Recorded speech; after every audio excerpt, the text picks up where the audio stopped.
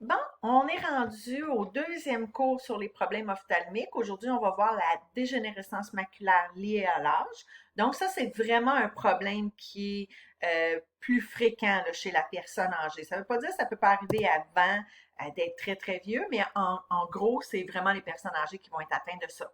Alors, qu'est-ce que ça implique? Ça implique qu'il y a un dommage au niveau de la macula. On va voir un peu plus loin dans les diapositives c'est quoi exactement la macula. Puis vous allez voir, là, c'est vraiment une petite portion de, de la rétine qu'on appelle la macula.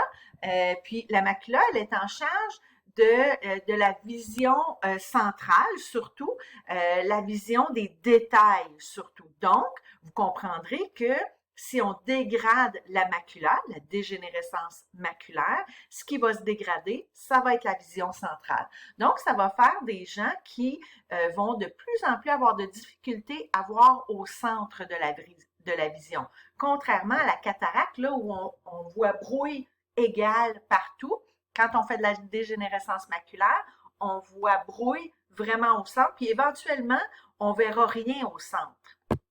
Alors, qu'est-ce que c'est d'autre qui est écrit là-dessus? Ça aboutit souvent à la cécité. Je sais, moi, j'ai une de mes étudiantes qui a eu une patiente en stage qui avait une dégénérescence avancée de la macula. La patiente était considérée là, aveugle légale, on va dire. Fait qu'elle voyait pas, elle voyait vraiment pas beaucoup. Alors, comme j'ai dit, c'est la macula, c'est responsable de la vision centrale. La foeva, c'est une petite partie qui est encore plus petite que la macula, qui est au centre de la macula, qui, elle, va être en charge des couleurs. Donc, vous comprendrez que si on a du dommage au niveau de la macula, on va voir les couleurs de moins en moins. Surtout, c'est ce qui va arriver, là, c'est que les couleurs vont devenir de plus en plus ternes. Alors, c'est la macula est en charge de la vision centrale, est en charge des détails. Donc, si on prend l'exemple d'un livre, la vision périphérique va faire qu'on voit le livre. La macula, qui est en charge de la vision centrale, va faire qu'on va voir les mots dans le livre. Alors, c'est deux visions, là, mais quand même. Alors, je vous avais dit que je vous montrerais une image. Regardez, c'est cette petite patente-là, c'est la macula. Puis, au centre de la macula, il y a le foeva. Alors, vous comprendrez là, que la dégénérescence maculaire, c'est de la dégénérescence au niveau de la rétine, mais vraiment à un endroit très, très, très spécifique. Donc, ça prend pas beaucoup de dommages au niveau de la rétine pour avoir du dommage au niveau de la macula. Alors, voici, là, on voit ici là, un fond d'œil, mais un fond d'œil normal. Alors, on voit bien là, des beaux vaisseaux sanguins, euh, le, le nerf optique, la macula, puis si je me souviens bien, la macula, c'est ça ici, à moins que je me trompe, puis que ça, ce soit le nerf optique, puis ce soit ça la macula, mais j'ai vraiment l'impression que c'est ici la macula. Alors, l'incidence de la dégénérescence maculaire, alors on parle de chez les personnes, ça augmente chez les personnes en haut de 50 ans. Pas parce qu'avoir 50 ans, c'est vieux, là. Non, non, non, non, non. On est dans la fleur de l'âge à 50 ans. Mais il reste que quand on arrive à 50 ans, nos risques de développer de la dégénérescence maculaire augmentent, je ne vais pas dire exponentiellement, mais ça augmente beaucoup avec l'âge. On parle que c'est plus les femmes qui sont atteintes versus les hommes. Alors, 2 fois plus de femmes qui sont atteintes de dégénérescence maculaire versus les hommes. Je pourrais pas vous expliquer pourquoi. Est-ce que c'est un truc hormonal? Est-ce que c'est le fait que les femmes vivent plus longtemps que les hommes? C'est difficile à dire, mais il reste que 2 fois plus de femmes qui sont atteintes de ça. Alors, dans les facteurs de risque non modifiables, clairement, il y a l'âge, puisque c'est lié à l'âge. Les antécédents médicaux, si dans votre famille, il y en a beaucoup, vous êtes à risque plus que les autres de développer la dégénérescence maculaire. Être de sexe féminin, je l'ai dit tout à l'heure, je suis pas sûre exactement, est-ce que c'est à cause des hormones? Est-ce que c'est à cause que les femmes vivent plus longtemps? C'est selon. La race blanche versus les personnes de race noire, africo-américaine, puis là, on pense que c'est surtout les yeux qui seraient en cause, parce que les personnes de descendance afro-américaine ont souvent les yeux très, très foncés et on sait que l'iris de couleur très foncée protège la rétine contre la dégénérescence maculaire. Donc, vous comprendrez que d'avoir les yeux clairs, ça nous met à plus haut risque de développer la dégénérescence maculaire. Dans les facteurs de risque modifiables, on parle du tabagisme. Est-ce que c'est parce que le tabac endommage les petits vaisseaux sanguins qui irriguent la rétine? Probablement. L'excès de poids, l'obésité, encore là, est-ce que c'est parce que souvent l'excès de poids et l'obésité, c'est accompagné de dyslipidémie? Et là, à ce moment-là, la dyslipidémie, l'accumulation de cholestérol dans les petits vaisseaux sanguins qui irriguent la rétine, est-ce que c'est ça qui mettrait la rétine plus à risque de développer la dégénérescence maculaire? Probablement. Le diabète, pour les mêmes raisons. L'alimentation pauvre en fruits et en légumes, là, et en poissons, ici, on parle de certaines vitamines. Il y a des carences en vitamines, on en a parlé un petit peu avec la cataracte, qui vont être en cause ici. Et c'est des vitamines qui sont présentes dans les fruits, dans les légumes, et les omégas qui sont présents dans les poissons. Donc, si on s'alimente moins bien, on est plus à risque de développer de la dégénérescence maculaire. L'hypertension, alors ici, est-ce que ça serait la même raison que le tabagisme et l'excès de poids, le dommage au niveau des petits vaisseaux sanguins qui irriguent la rétine? Probablement. Et l'exposition excessive aux rayons UV. Donc, les gens qui travaillent dehors, alors mettons ça là, au pire, là. Une femme de 70 ans qui a travaillé dehors toute sa vie, qui a les yeux bleus pâles, qui mange exclusivement de la viande rouge, qui fume, qui fait du diabète puis elle n'en prend pas soin, qui fait de la dyslipidémie, là, elle serait méga à risque de développer la dégénérescence maculaire. Ensuite de ça, il y a deux formes de dégénérescence maculaire. Il y a la forme sèche et la forme humide. On va voir tout à l'heure que la forme humide, c'est la forme la moins fréquente, mais la plus dangereuse. Tandis que la forme sèche, c'est la plus fréquente. 85 à 90% des dégénérescences maculaires sont de forme sèche, mais c'est une dégénérescence qui évolue très lentement. Comment qu'on peut s'en rendre compte? Mais au début, on le voit pas. Au début, les patients ont aucune manifestation clinique. La seule façon de le savoir, c'est d'avoir un examen de l'optométriste ou de l'ophtalmologue. Puis, je vais vous montrer des photos où on voit l'accumulation de dépôts sous la macula.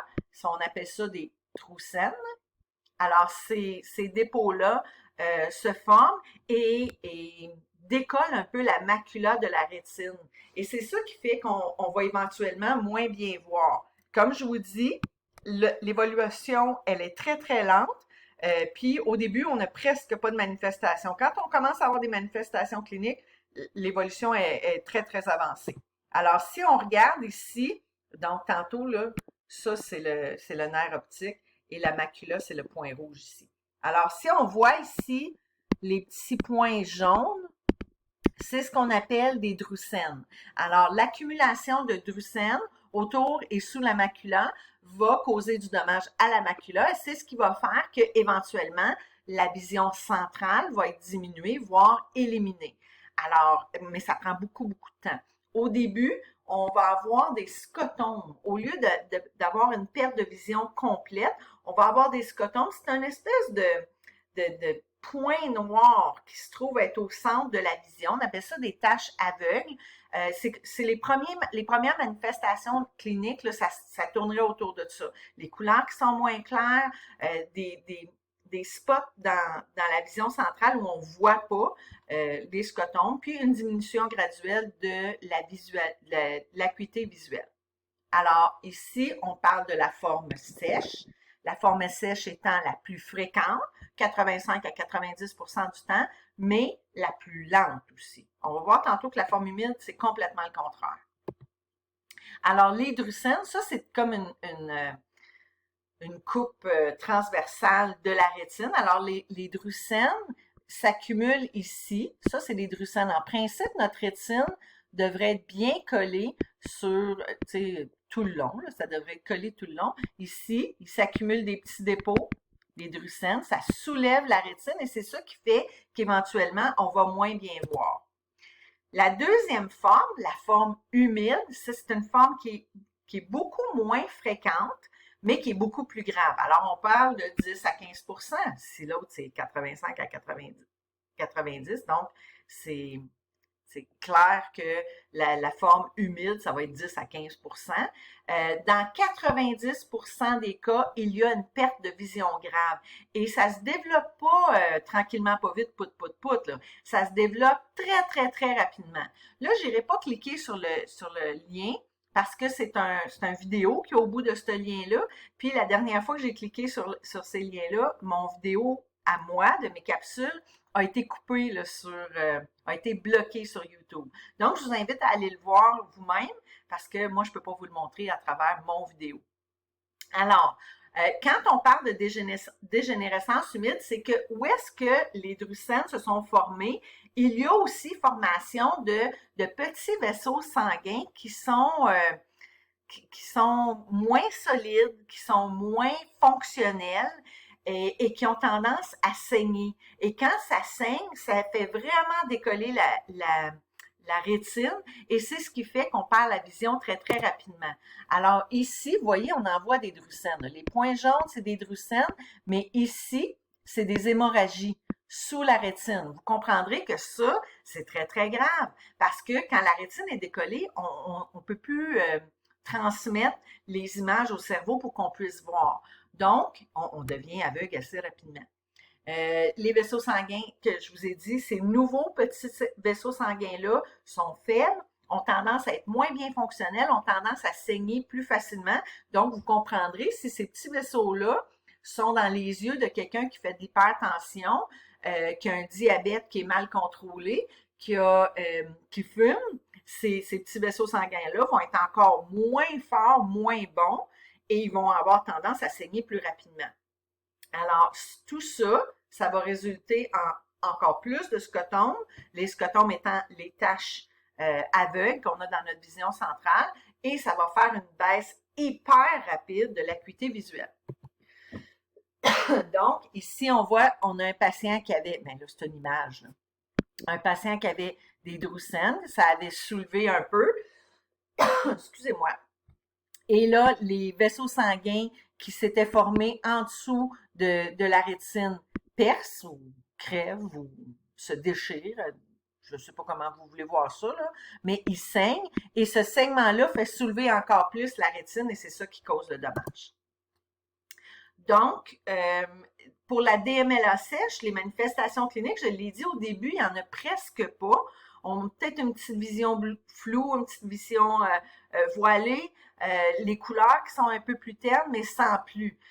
La personne va peut-être avoir besoin d'un peu plus de lumière pour lire, elle va se fatiguer plus rapidement, elle va peut-être avoir de la difficulté à conduire le soir parce qu'elle se fatigue plus rapidement, mais sans plus. La vision centrale va baisser tranquillement, pas vite, pour laisser place éventuellement, là on parle de mois, voire d'années quand on parle de DMLA sèche. Alors, éventuellement, il va rester que la vision périphérique. En plus de la perte de vision centrale, au début, on peut avoir une distorsion de la vision. On appelle ça métamorphopsis. C'est un beau mot, là. C'est un super beau mot pour dire que les lignes, même si les lignes qu'on a devant nous devraient être droites, la personne qui a la DMLA va les voir croches. Alors, je vais vous montrer une image. Regardez comme ça. La maison, clairement, là, la porte n'est pas faite de même. Mais une personne avec une DMLA qui a encore de la vision centrale, au début, va peut-être voir les lignes droites toutes courbées comme ça. On appelle ça métamorphopsis. Puis vous allez voir tout à l'heure dans les examens cliniques, il y a d'ailleurs un test là, pour évaluer ça, si la personne en fait beaucoup ou pas. Alors là, on voit ici ce que la personne avec la DMLA verrait. Là. On voit ici qu'il n'y a pas de vision au centre. J'arrive proche de mon 15 minutes, alors je vais arrêter la vidéo puis on va continuer dans la prochaine capsule.